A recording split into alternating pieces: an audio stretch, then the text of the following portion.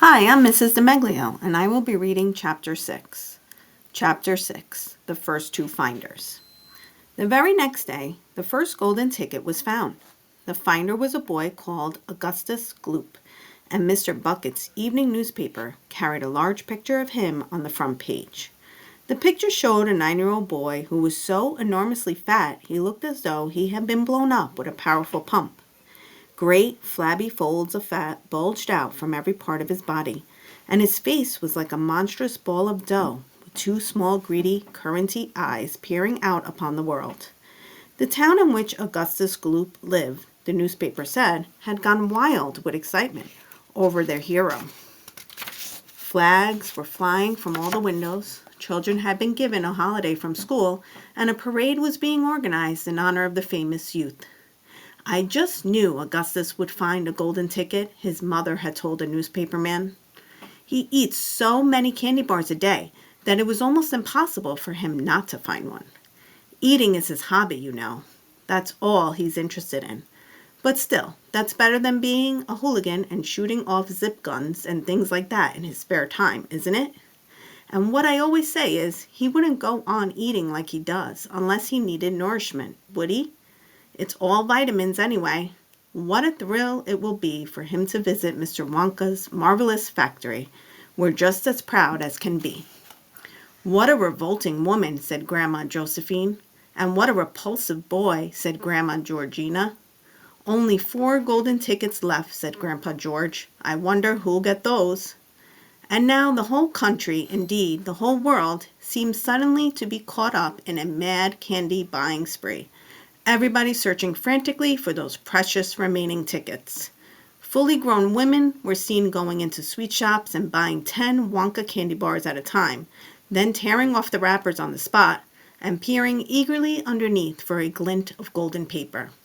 Children were taking hammers and smashing their piggy banks and running out to the shops with handfuls of money.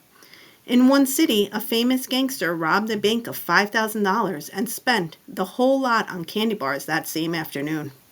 And when the police entered his house to arrest him, they found him sitting on the floor amidst mountains of candy, ripping off the wrappers with the blade of a long dagger. In far-off Russia, a woman called Charlotte Russe claimed to have found the second ticket, but it turned out to be a clever fake. In England, the famous scientist, Professor Foulbody, invented a machine that would tell you at once, without opening the wrapper of a candy bar, whether or not there was a golden ticket hidden underneath it. The machine had a mechanical arm that shot out with tremendous force and grabbed hold of anything that had the slightest bit of gold inside it, and for a moment it looked like the answer to everything. But unfortunately, while the professor was showing off the machine to the public at the candy counter of a large department store, the mechanical arm shot out and made a grab for the gold filling in the back tooth of a duchess who was standing nearby.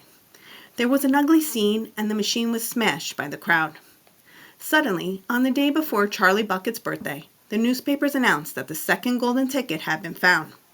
The lucky person was a small girl called Veruca Salt, who lived with her rich parents in a great city far away.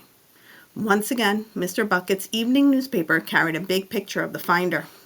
She was sitting between her beaming father and mother in the living room of their house, waving the golden ticket above her head and grinning from ear to ear. Veruca's father, Mr. Salt, had eagerly explained to the newspapermen exactly how the ticket was found. "You see, fellers," he had said, "as soon as my little girl told me that she simply had to have one of those golden tickets, I went out into the town and started buying up all the Wonka candy bars I could lay my hands on. Thousands of them I must have bought, hundreds of thousands. Then I had them loaded onto trucks and sent directly to my own factory. I'm in the peanut business, you see, and I've got about 100 women working for me over at my joint, shelling peanuts for roasting and salting.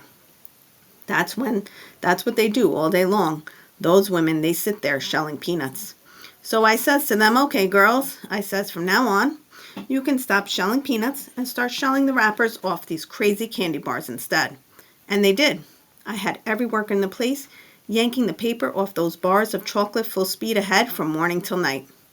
But 3 days went by, and we had no luck. Oh, it was terrible.